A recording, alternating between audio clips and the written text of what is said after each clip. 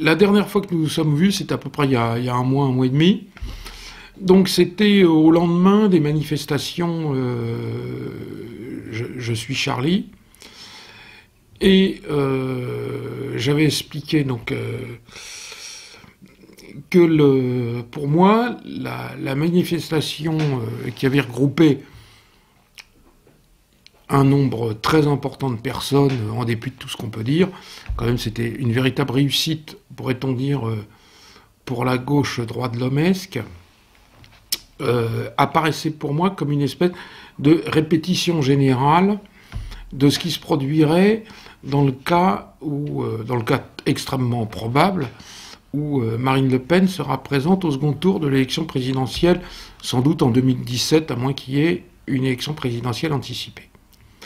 Alors depuis lors, se sont produits un certain nombre d'événements dont je vais vous parler, et je vous parle une dizaine de jours avant le premier tour des élections cantonales, qui vont être un moment fort de la vie politique, d'une part parce que c'est un enjeu national, et d'autre part parce que ça va être autre chose qu'un sondage, ça va être un véritable vote, et qui va déterminer d'une part l'orientation de la politique gouvernementale par la suite, et qui va être un avertissement pour les élections régionales qui auront lieu en décembre prochain. Donc je reviens sur cette affaire de Charlie Hebdo parce que c'est vraiment intéressant, et au milieu de toutes les scories qu'on peut voir dans les journaux, il y a quand même un certain nombre d'analystes qui aboutissent à des conclusions intéressantes. Donc je pense en particulier à Pierre Rosanvallon. Pierre Rosanvallon a été secrétaire général était secrétaire confédéral de la CFDT. C'est entre guillemets un grand intellectuel français, en tout cas c'est un homme qui compte, c'est un homme qui réfléchit, il fait partie de ces sociologues de la deuxième gauche, c'est-à-dire la gauche d'origine chrétienne, un peu le mouvement rocardien, etc. Et c'est quelqu'un qui réfléchit, on peut ne pas être d'accord avec les conclusions qu'il en tire, mais en général, il fait des analyses de plus haut vol que la plupart des supposées analyses politiques. Bon. Et à la mi-février, il a écrit dans Le Monde un article très très intéressant, juste au lendemain de l'élection partielle du Doubs, où la candidate Front National a obtenu 48,5% des voix. Elle a été très légèrement devancée par le candidat socialiste, mais il faut quand même rappeler qu'elle partait de 32%, et alors qu'elle n'avait pas de réserve de vote, elle a failli emporter l'élection. Et donc Pierre Rosanvallon, dans une analyse publiée dans Le Monde, écrit que les réactions indifférentes au mouvement du 11 janvier, c'est-à-dire en fait la manifestation de Charlie Hebdo, c'est la fracture entre une France impliquée et une France marquée par un sentiment d'abandon, submergée par les difficultés personnelles, et une France qui se sent marginalisée.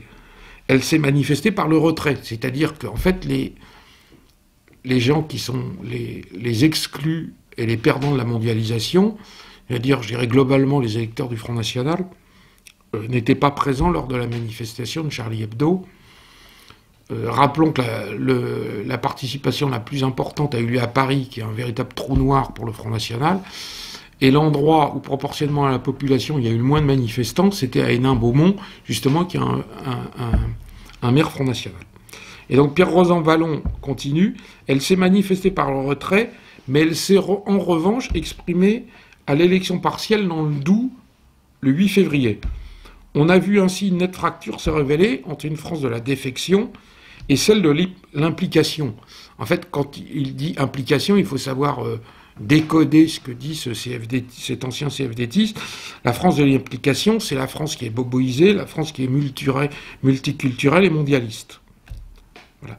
Et donc, on voit bien qu'on a deux Frances qui sont totalement opposées, c'est-à-dire, on pourrait dire, la France du bas et la France de la supposée élite.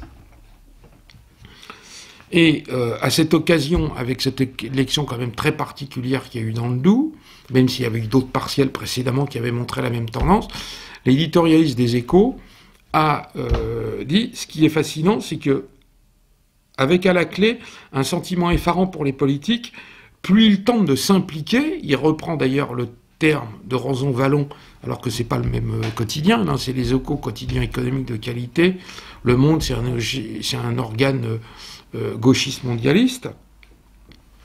Plus ils tentent de s'impliquer, plus ils tentent de combler le fossé, c'est-à-dire le fossé qui les sépare de cette France perdante, cette France des exclus, et plus ils creusent ce fossé. Et je pense que c'est la clé des prochaines élections, l'opposition entre une France que le géographe Christophe Juilly a définie comme la France périphérique, par rapport à cette France centrale, une France à haut niveau de revenus, une France multiculturelle, l'exemple en étant Paris, et on voit renaître très fortement cette opposition entre Paris et le reste des régions, même si c'est pas exactement ça, on pourrait dire les grandes métropoles et tout ce qui les entoure, c'est-à-dire la majorité du territoire français, même si c'est une partie qui est moins peuplée que les centres.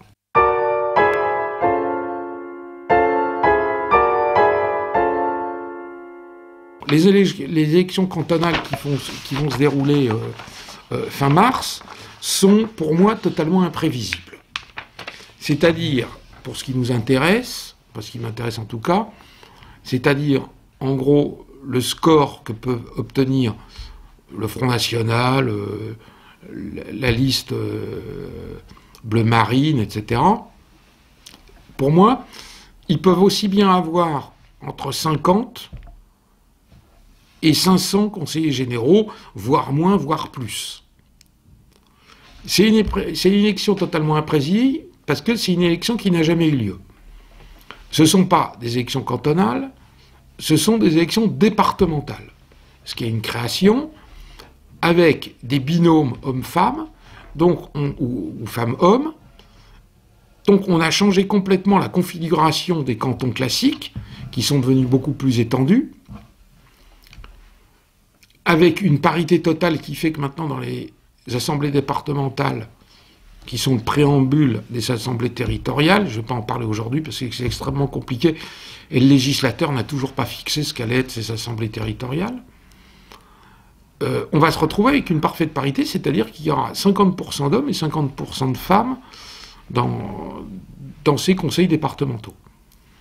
Mais surtout, l'élément clé, c'est que c'est la loi qui a été voulue par Valls en tant que ministre de l'Intérieur, à l'époque du socialisme triomphant, et c'est une loi qui risque de se retourner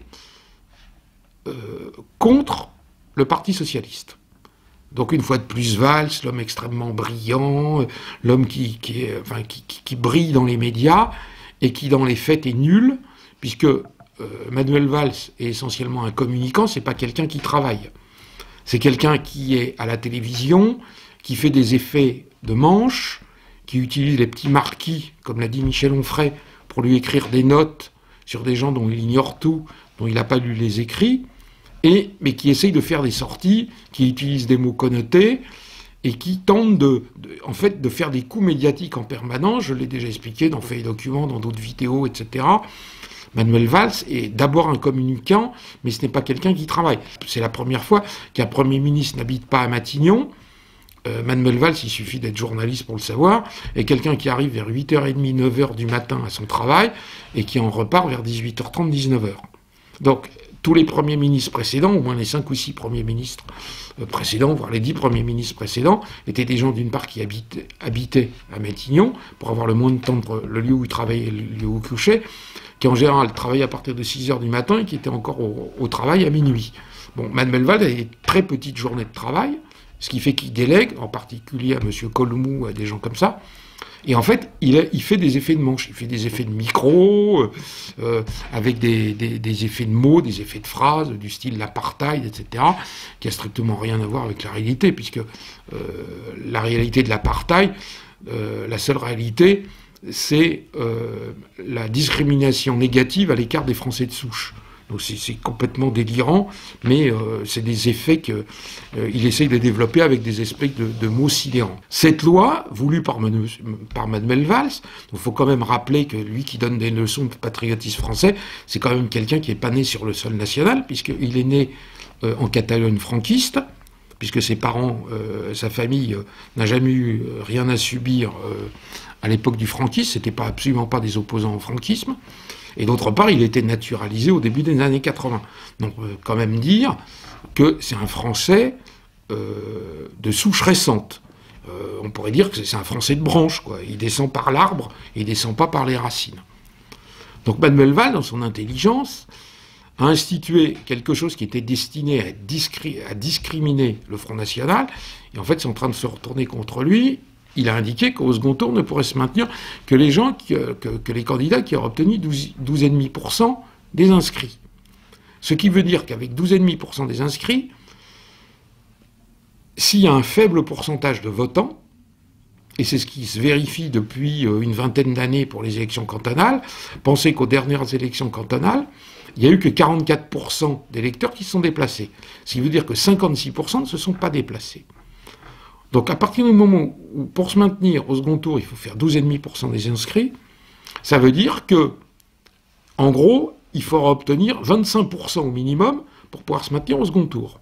Or, on le voit dans les élections partielles, dans toute une série dans les sondages, etc., dans de nombreuses nouvelles cantonales, nouvelles moutures, le Parti socialiste ne pourra pas se maintenir au second tour parce que son candidat aura été éliminé. Donc on va avoir très peu de triangulaires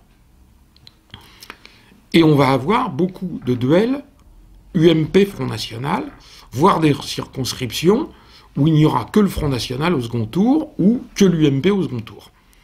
Donc on va avoir une configuration très particulière puisque, à la différence des élections cantonales précédentes, dont il faut rappeler que les cantonales, la France se renouvelait par moitié. Or là, on renouvelle tous les nouveaux cantons.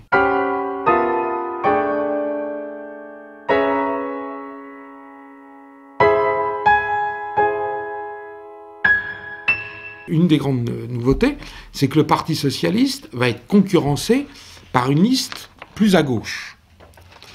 Donc, dans 80% des nouvelles circonscriptions cantonales, le Parti socialiste sera concurrencé soit par une liste écologiste, soit par une liste front de gauche, soit le plus souvent par une liste écologiste alliée avec le front de gauche. C'est-à-dire que l'homme sera du front de gauche et la candidate écologiste, ou le candidat sera écologiste et la candidate sera front de gauche. Pourquoi ? Tout simplement parce que Mélenchon revient au devant de la scène à la suite du succès du parti d'extrême gauche grec Syriza. Et donc il se dit, il peut se produire le même effet en France.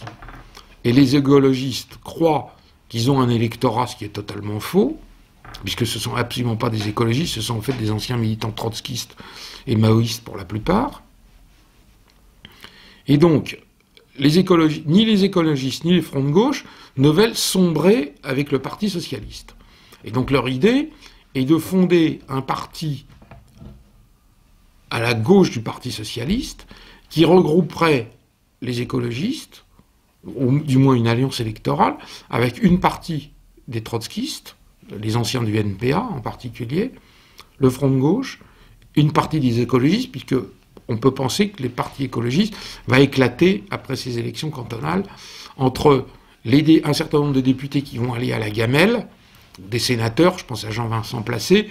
Tous ces gens-là, bon, c'est-à-dire 6 ou 7 personnes en réalité, plus leur séide et leur assistant parlementaire, ne rêvent que d'une chose, entrer au gouvernement, pour qu'ils puissent être appelés monsieur le ministre ou monsieur le secrétaire d'État jusqu'à la fin de leur vie, quand ils rentreront dans un salon, avec tous les avantages afférents, les secrétaires, les prébendes, les faux frais, les invitations, etc. Mais donc on va vers un parti plus à gauche qui pourrait regrouper ce que les écologistes et le Front de gauche espèrent, une partie de ce qu'on appelle les frondeurs. Donc on voit d'évidence, je me lance un peu dans la politique fiction, politique prévisionnelle à moyen terme au moins, on peut penser que le Parti socialiste, d'ici peu de temps, va être concurrencé. Et très rapidement, on va le voir aux élections, on va voir si ça prend ou si ça prend pas. Moi, je pense que ça prendra pas. Enfin, ils peuvent attendre entre 8 et 10%. Le Parti socialiste va être très concurrencé avec une vraie gauche. Or, quand on regarde les sondages, les différentes élections partielles, etc., on se rend compte qu'on a un nouveau phénomène unique en France pour la première fois au moins depuis 1850, ce qui est quand même une révolution politique, c'est que la gauche en Allemagne, l'ensemble de la gauche ne réunit plus qu'un tiers, un petit tiers, un gros tiers, un tiers des électeurs français. En fait, on a une tripartition avec l'UMP et l'UDI qui doivent réunir à peu près un tiers, la gauche qui réunit un tiers, et le Front National qui réunit un tiers. Il faut rappeler que le Front National, l'année dernière aux élections européennes, a réuni 25%, c'est-à-dire un quart de l'électorat. Et il a fantastiquement continué à grimper dans les sondages, et selon les derniers sondages, qui ne sont pas nécessairement fiables, je dirais juste 2 mots là-dessus.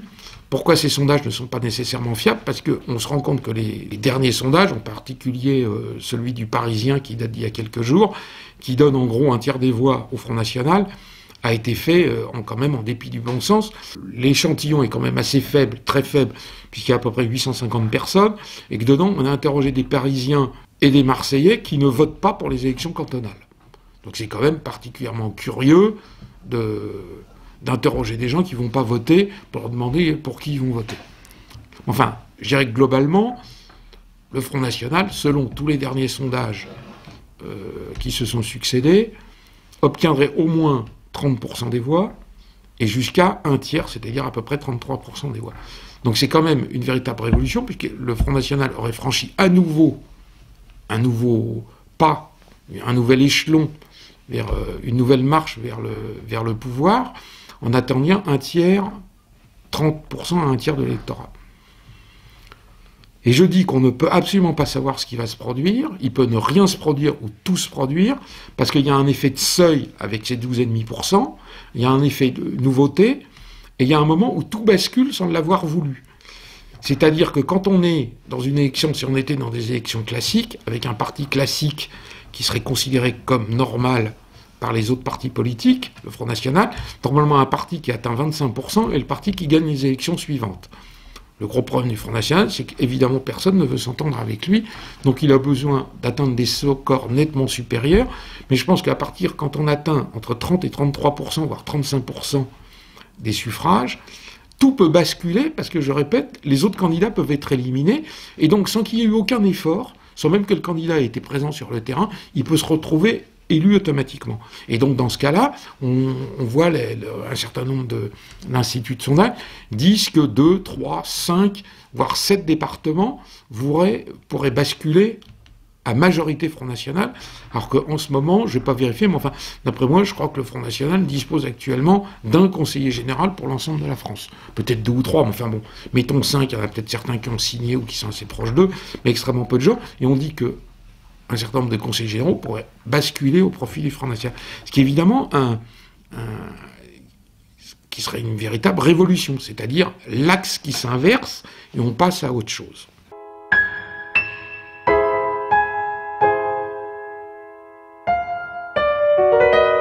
On se rend compte, au fruit donc on en sera plus certain, on aura une véritable idée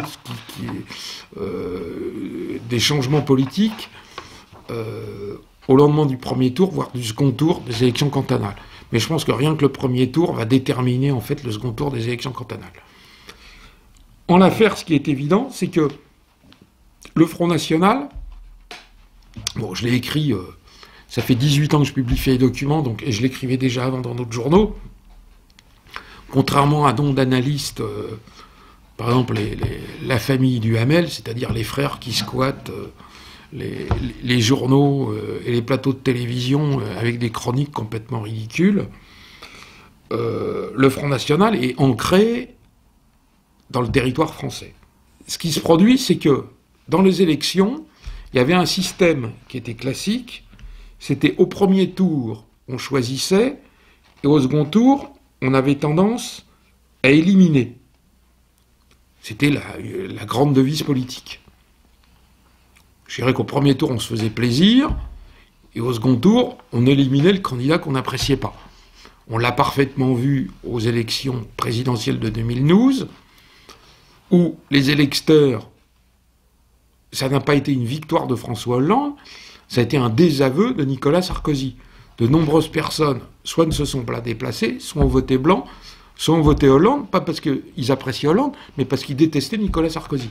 C'est pour ça que je doute du retour aujourd'hui de Nicolas Sarkozy, qui est très très concurrencé par Alain Juppé, qui est, comme je l'ai déjà écrit dans le Feuille Document, comme je l'ai déclaré, qui est beaucoup plus gaucho-compatible que Nicolas Sarkozy. Donc on pourrait dire qu'en ce moment, il y a un changement de dicton politique. Ça n'est plus au premier tour on choisit, au second tour on élimine. C'est au premier tour, en tout cas pour le Parti Socialiste, c'est au premier tour on est éliminé, et au second tour, on n'a plus le choix. Parce qu'au second tour, il ne reste que la fausse droite et la droite populiste. Donc, dans plus d'1 millier de circonscriptions, il est possible que la gauche soit éliminée dans une semaine ou 10 jours, et donc qu'on ait des résultats, je dirais, imprévisibles. Alors pourquoi est-ce que c'est imprévisible, surtout après, pour le second tour ? Et là, il faut se placer dans l'optique donc plutôt de l'UMP. On voit que l'UMP a le cul entre deux chaises. C'est-à-dire que on a remarqué que le Front républicain ne fonctionnait pas, parce que en réalité c'est une notion floue, une notion mal définie entre, je dirais, l'UMP et le Parti socialiste.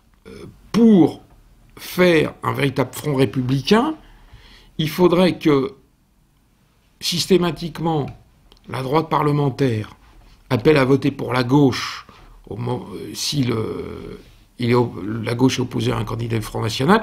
Il faudrait que, systématiquement, la gauche appelle à voter pour l'UMP si un UMP est opposé au Front National. On se rend compte que depuis fort longtemps, c'est pas du tout ce qui se produit. Alors on a toute une série de variations absolument incroyables, avec toutes sortes de possibilités qui ont été utilisées par l'UMP.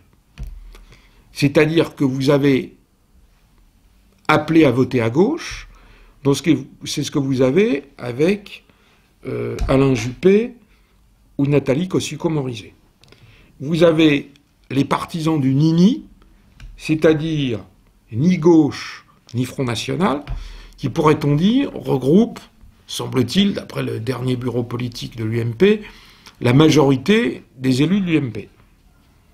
Vous avez les partisans de la liberté de vote, on n'a pas à donner de consigne, qui est Bruno Retailleau, qui est le président du groupe UMP du Sénat.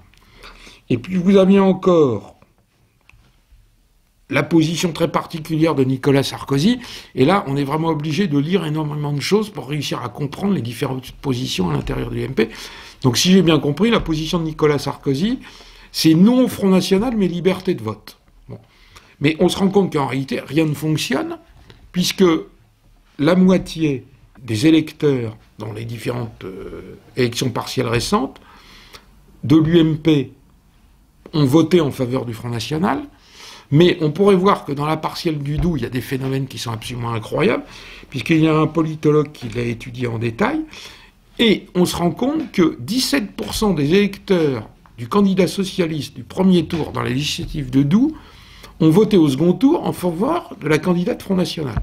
Donc on est dans quelque chose de totalement incompréhensible pour un politologue à la René Raymond qui croit que la science politique est quelque chose de simple, qui fonctionne sur le principe des baignoires qui se vident et qui se remplissent. Or, c'est quelque chose de beaucoup plus compliqué. Donc, en tout cas, on se rend compte que le Front National est devenu une espèce de parti attrape-tout, puisque quand il est en position de se maintenir au second tour et que personne n'appelle à voter pour lui, il augmente très très largement son score. Alors que dans les années 90, en général, au second tour, il perdait des voix parce que les gens avaient tendance à voter utile. Donc on pourrait dire, enfin je pense qu'on peut dire, et qu'on aboutit à cette conclusion si on est un analyste politique honnête, c'est que le vote Front National n'est pas seulement dédiabolisé par l'évolution qu'a su lui insuffler au Front National Marine Le Pen, c'est également un vote délibéré. C'est-à-dire que c'est un vote pour lequel les gens... c'est un vote voulu. C'est-à-dire que les gens se déplacent et ils savent très bien pour qui ils votent. La seule chose, c'est l'inverse, pourrait-on dire, d'un vote protestataire. Le vote protestataire, c'est je vote contre quelqu'un. Aujourd'hui, l'électeur, quand il est interrogé, dit... D'ailleurs, il y a beaucoup moins de coefficients de distorsion entre le vote admis, enfin revendiqué par l'électeur, et le vote réel. Avant, si vous voulez, quand à un endroit le candidat Front National faisait 15%, il n'y avait que 5% des électeurs qui osaient dire qu'ils votaient Front National, et après on était obligé de multiplier par 3, ce qui fait que c'était un peu compliqué, pour obtenir le véritable score du Front National. Alors qu'en général, par exemple, les électeurs de l'UMP ou du PS disaient pour qui ils votaient. On avait un peu honte de voter pour le Front National. Or, aujourd'hui, on n'a plus du tout honte de voter pour le Front National, c'est donc un vote délibéré. La seule différence, c'est est-ce que c'est un vote d'adhésion ou est-ce que c'est un vote par défaut parce que les partis politiques classiques ne rempliraient plus leur rôle et ne défendraient plus leurs électeurs et et le programme de ces partis ne correspondrait plus à ce qu'attendent leurs anciens électeurs.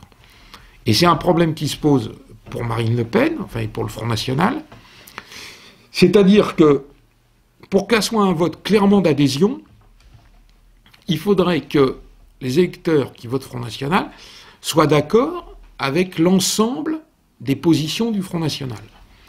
Donc, or, on se rend compte que sur un nombre de positions, qui sont des prises de position, je dirais, anxiogènes, parce que c'est des prises de position qui déterminent beaucoup de choses, et donc qui impliquent l'avenir, et donc le fait de ne pas savoir ce qui va se passer dans l'avenir inquiète toujours les électeurs. Donc je dirais que l'exemple typique, c'est la sortie de l'euro et le retour au franc, c'est-à-dire que ça serait quand même une petite révolution, parce qu'on ne sait pas ce qui se produirait, donc ça fait peur à l'électeur, ou par exemple, une espèce de, non pas un retrait de l'Union européenne, mais une forte mise en retrait. Et ça, on se rend compte que, quand on prend les sondages, autant les électeurs du Front National adhèrent aux idées du Front National sur les questions de sécurité, sur les questions militaires, sur les questions migratoires, sur les questions sociales, sur les questions économiques. Bon. Mais on se rend compte que sur un certain nombre de points, ils n'y adhèrent pas. C'est-à-dire qu'ils ont le Front National est un électorat très divisé.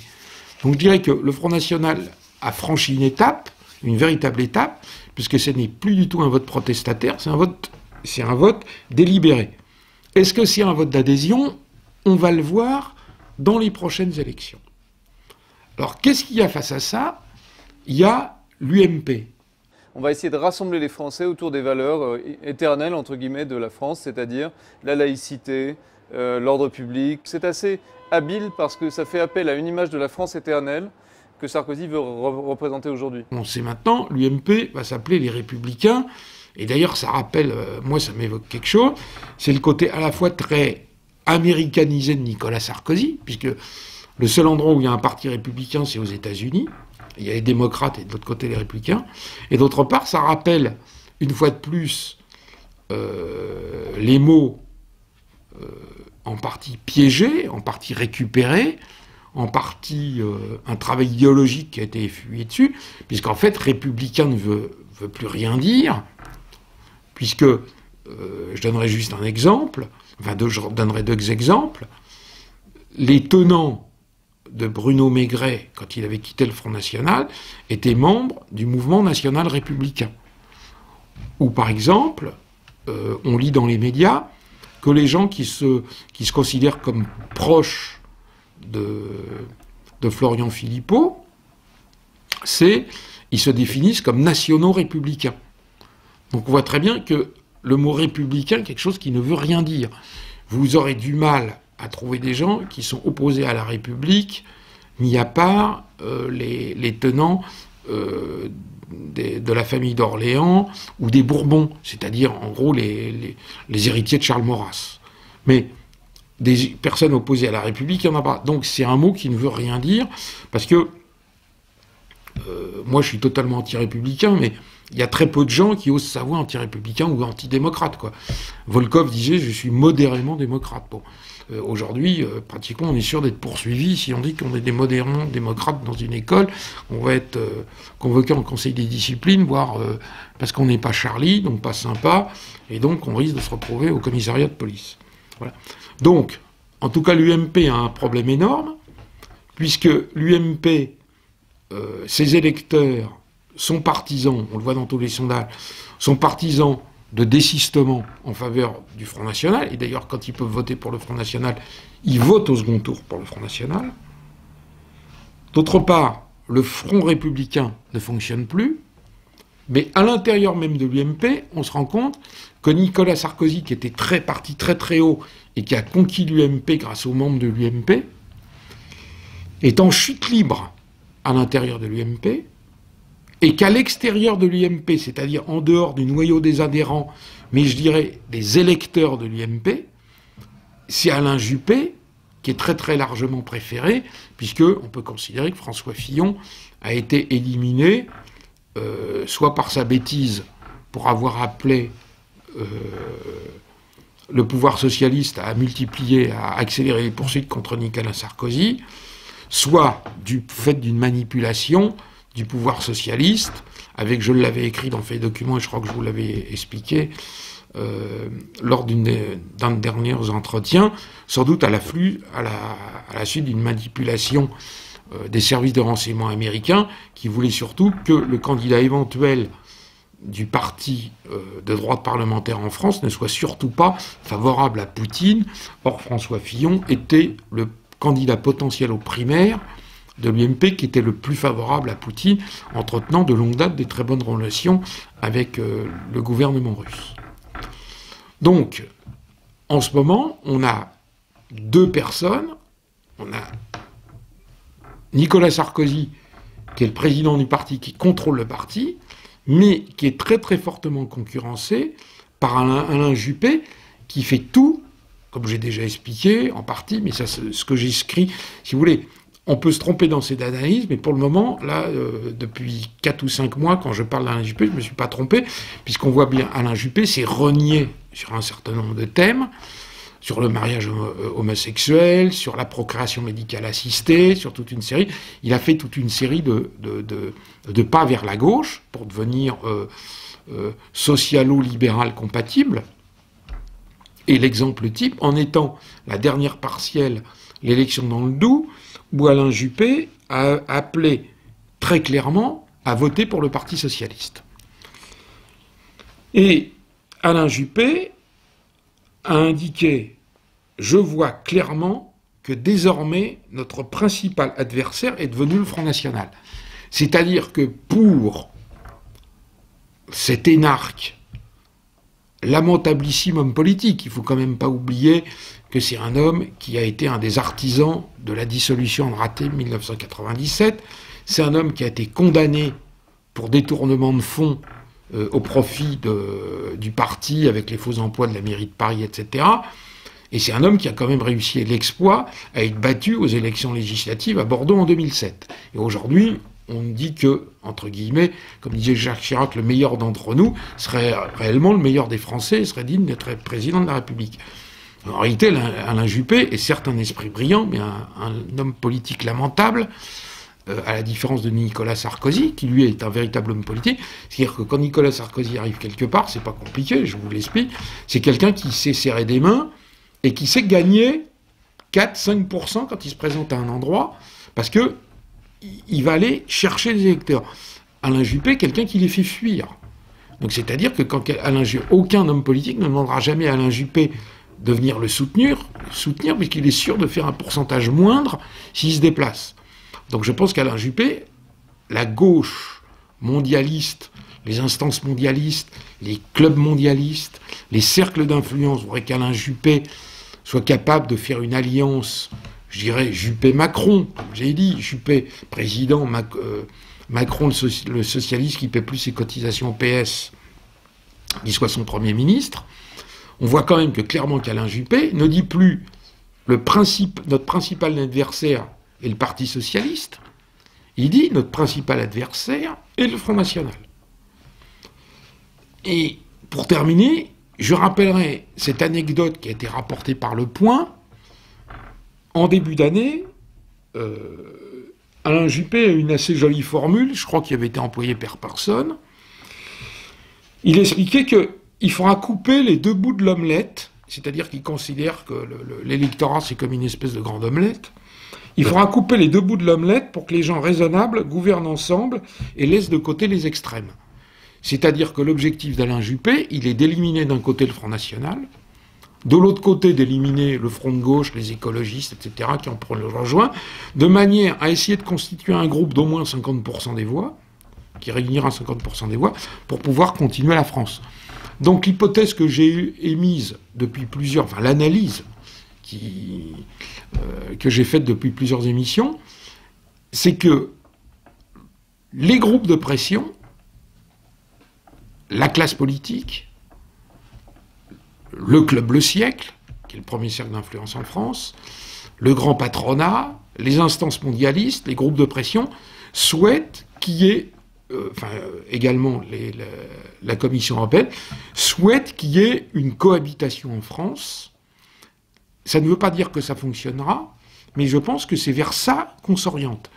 Et on le verra peut-être au second tour, après le second tour des élections cantonales, si dans un certain nombre de conseils généraux, le Front National est en mesure, étant le premier parti, est en mesure de demander la présidence du Conseil général, et qu'il y a une alliance objective, c'est-à-dire des votes, du PS allant vers l'UMP-UDI, et des votes de l'UMP-UDI vers le Parti socialiste, de manière à avoir une majorité libéralo-mondialiste dans tel ou tel conseil général, de manière à bloquer le Front National. Et ce qui est intéressant, c'est qu'à ce moment-là, on verra si la réalité, c'est l'UMPS que dénonce le Front National, ou si c'est ce que Sarkozy définit comme le FNPS. Moi, je peux vous assurer à l'avance que la réalité, ça sera l'UMPS.